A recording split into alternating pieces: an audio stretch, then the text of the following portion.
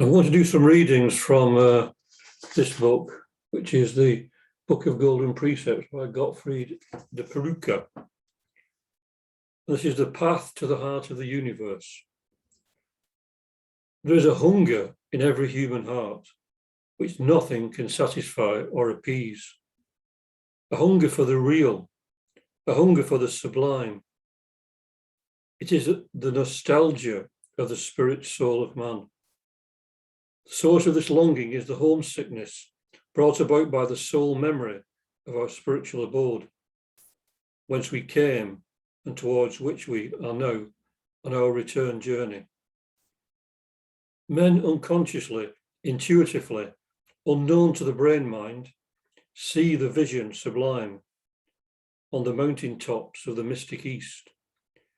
And oh, this yearning homesickness for the indescribable, for the immortal, for the deathless, for that which brings unutterable peace and a love which is frontierless in its reaches.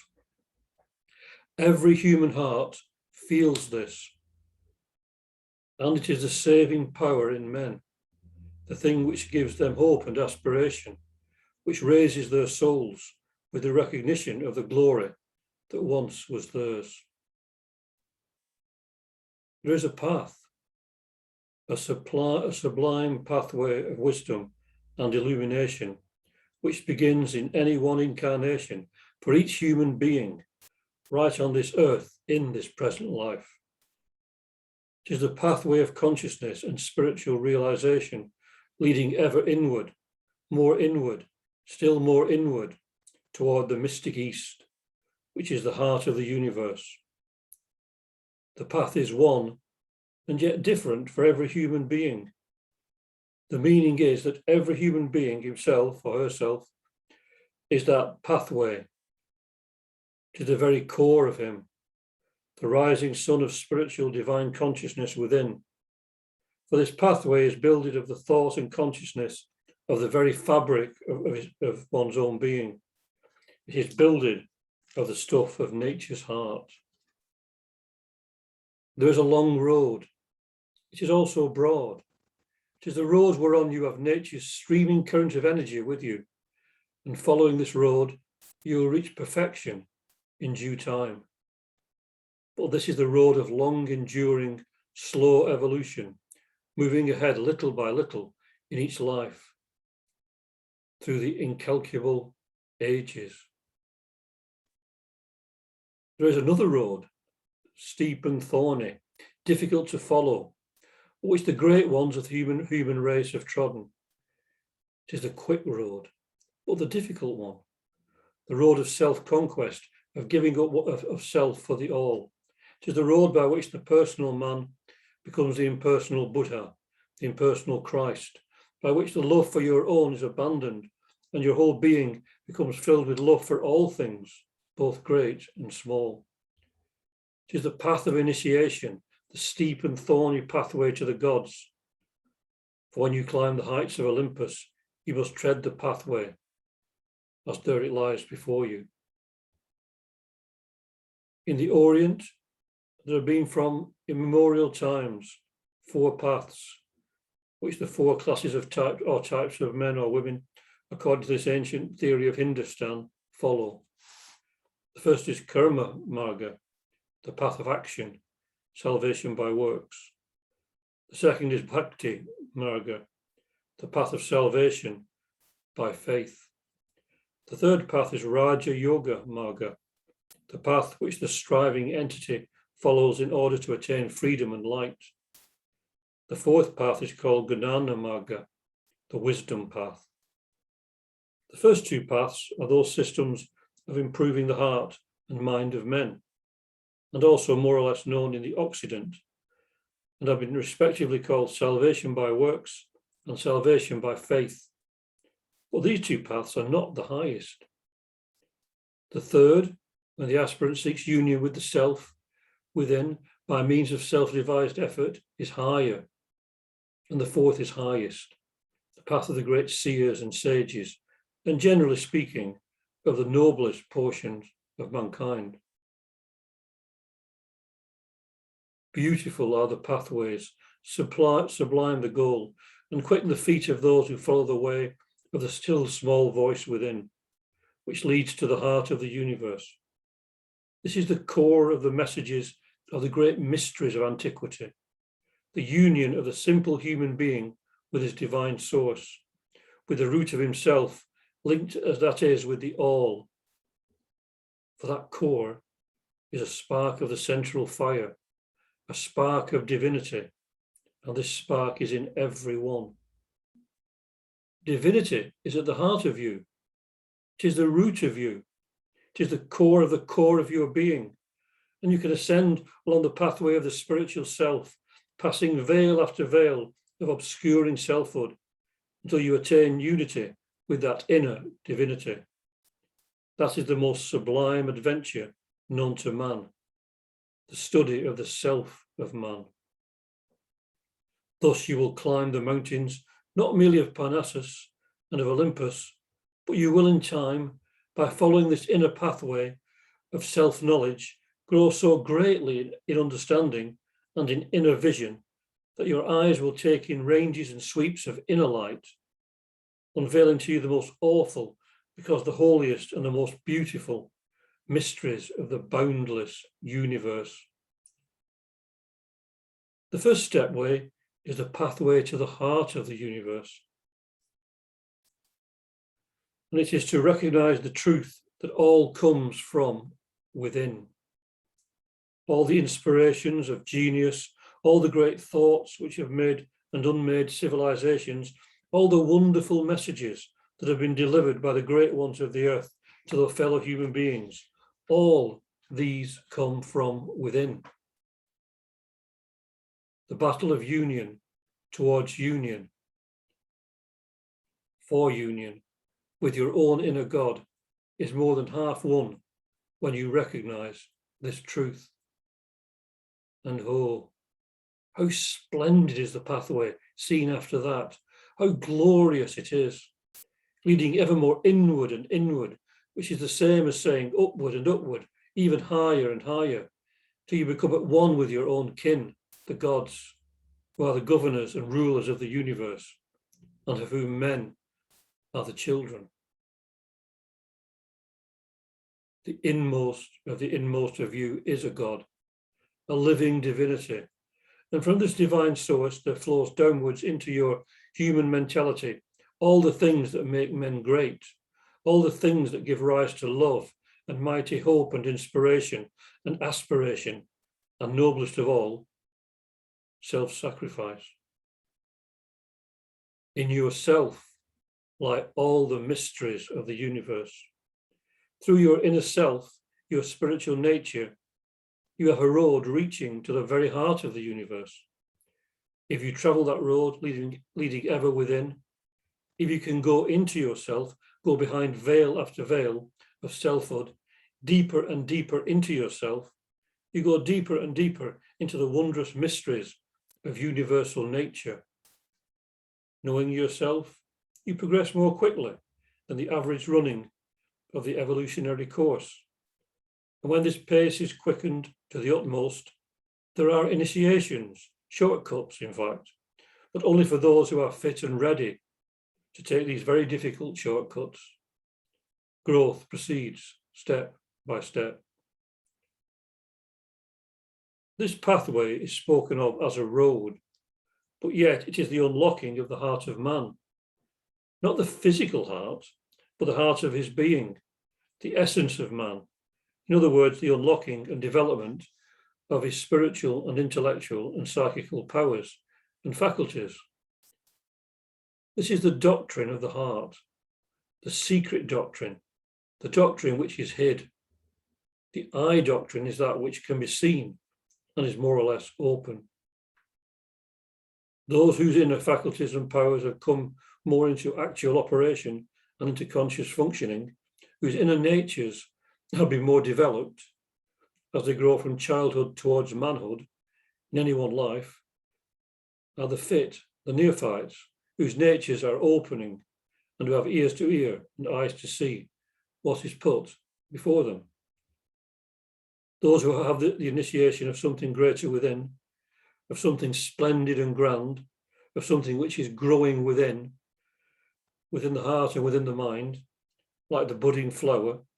These are the ones who shall finally see more. These are the initiates developing into the great seers and sages. There's no favoritism in nature. The old rule is a true one. Man takes what he himself can get, what he himself is. Man is an inseparable part of the universe in which he lives and moves and has his being. There's no separation whatsoever between his roots and the roots of the universe. There's no distance between them. The same universal life flows through all things that are.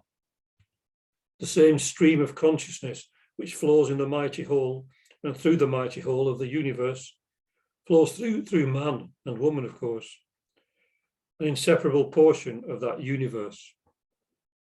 This means that there is a pathway by which you may come into intimate relation with the heart of the universe itself. And the pathway is you, your own being, your own nature, your spiritual self. Not the ordinary self of ordinary physical man, which self is just a poor reflection of the spiritual brilliance within, but that inner self of pure consciousness, pure love for all that is, unstained by any earthly taint, your spiritual being.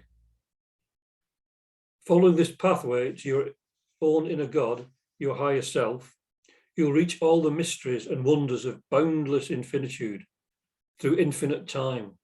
And such happiness and peace and bliss and beauty and love and inspiration will fill your whole being, that every breath will be a blessing, every thought a sublime inspiration. How can one live the life so as to advance on this pathway? These are the golden precepts the teacher gives. A clean heart, a pure mind, an eager intellect, the searching to obtain an unveiled spiritual perception. These are the first steps of the golden stairs, ascending which you will pass into nature's temple of wisdom. This living the life has naught to do with foolish asceticism, such as torturing the body, and all such vain and self-destructive methods, not at all. There's a totally wrong idea in the world that the way to obtain the kingdom of heaven, to use the ordinary Christian phraseology, is to give up your manhood or your womanhood. That the way to grow strong is to become a fool. And that the way to attain divine peace and harmony is by becoming an imbecile on the earth. The so-called ascetic is on the wrong path.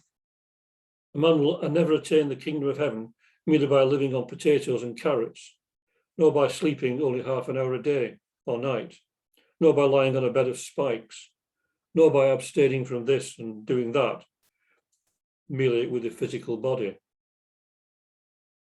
Oh, the picturesque, the picture that I've seen of men subduing the body as they thought, yet with minds crooked and degraded with corruption. Wickedness is not in the body. Evildoing is not of the body. The body is an irresponsible instrument of your will and of your intelligence, which you must train. And then you train yourselves, and you become truly men and women, and are on the pathway to human divinity. Do not kill your personality. Do not annihilate your personality in the sense of wiping it out. You have brought it into being yourself. It is a part of you, the emotional and psychical part of you, the evolutionary work of eons upon eons in the past. Raise the personality, cleanse it, train it, make it shapely and symmetrical to your will and to your thought. Discipline it, make it the temple of a living God, so that it should become a fit vehicle, a clean and pure channel for passing into the human consciousness, the rays of glory streaming from the spiritual or divine consciousness.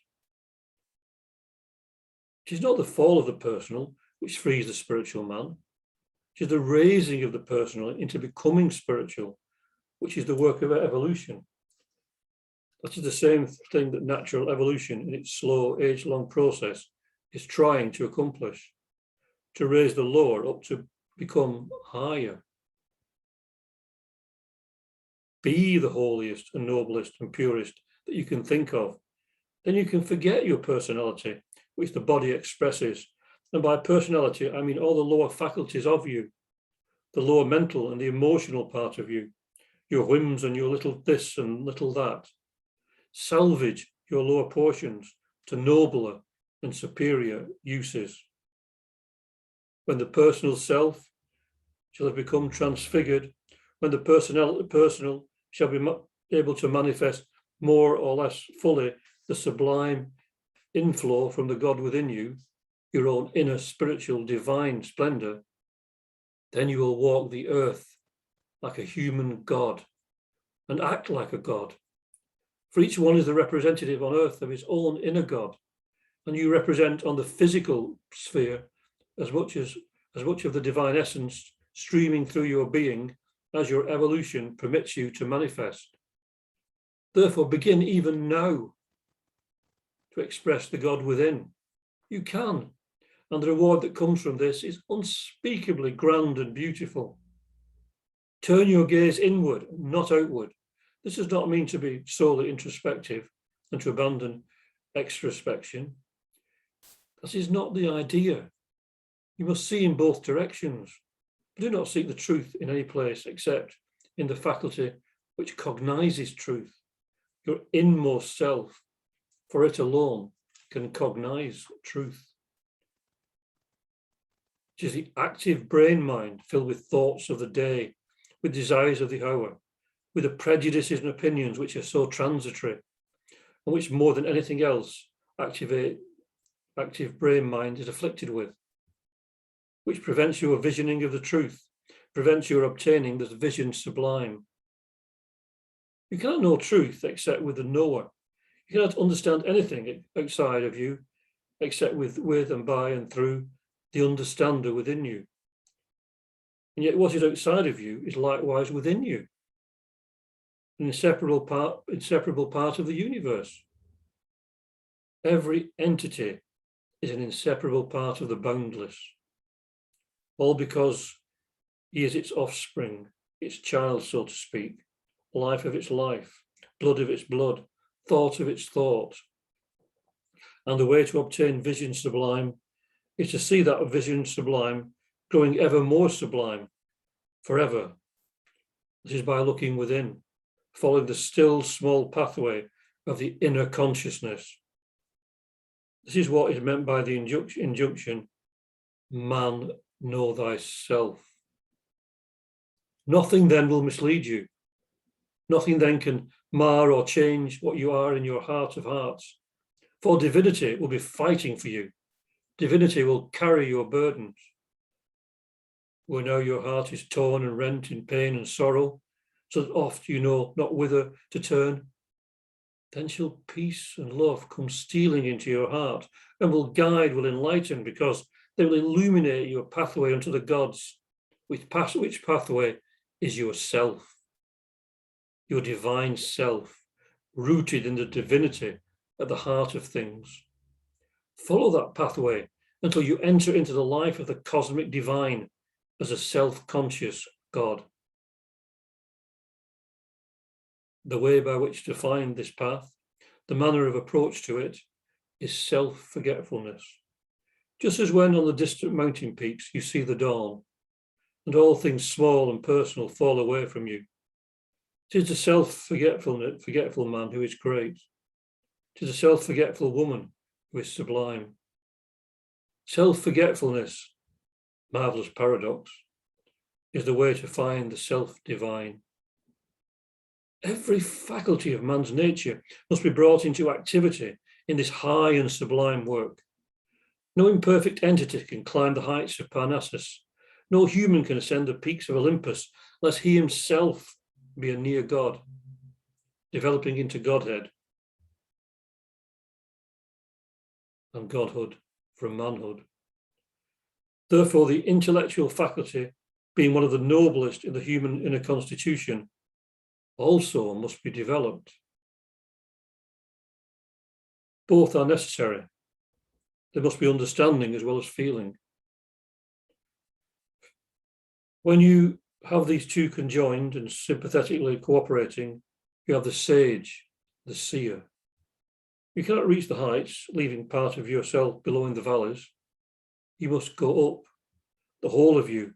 Train your mind, train your will, train your heart, train your intelligence. Light for the mind, love for the heart, understanding for the intellect. All three must be satisfied in every man and woman before they have real peace. When you turn to your greater self, which is the higher part of you, your own constitution, when you become the inner Buddha and you become the Christ within you, you give up the physical personality and the mental personality and the crippling things which distract you and worry you and cause you to fret, which give you pain and sorrow. You enter into the sublime light of the spirit and exchange the personality for divinity. It is worth giving up everything to attain it. For when a man or woman gives up his life for the sake of the Christ within him, they shall find it, because in doing, they find the life universal. In doing this, you renounce nothing of intrinsic and real value. You give up nothing that is worthy and fine and noble. What you do is to throw off the shackles, the chains that bind your interior faculties. You would willingly remain in a dungeon. Take the first steps into freedom and light. There, in the distant mystic east, on the mountain peaks of the spirit, you will see the rising sun. You'll be subject to the dicta of none, controlled by none. You'll be a free man, free in spirit, free of intellect, because you'll have become one with the spiritual nature. You'll have entered into the temple of the holy ones with your own heart of hearts. And there in the Aditya, you'll see your own inner God. How wonderful, holy, sublime, inspiring as none other is this truth, that within each one there is an unspeakable fount of strength, of wisdom, of love, of compassion, of forgiveness, of purity. Ally yourself with this fountain of strength. It is in you. None can ever take it from you. Its value is more excellent than all the treasures of the universe. For knowing it, being it, you are the all. For one bright intelligence pervades all things. And what is in the star is in the flower under our feet. The same life force pours through it as through the star. The same bright flame of intelligence gives to its exquisite form, shape, colour.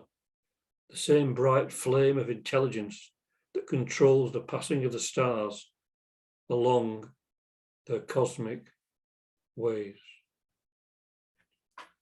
Thank you for listening. Om Shanti, Shanti, Shanti. Peace, peace, peace. Peace on earth and goodwill to all beings.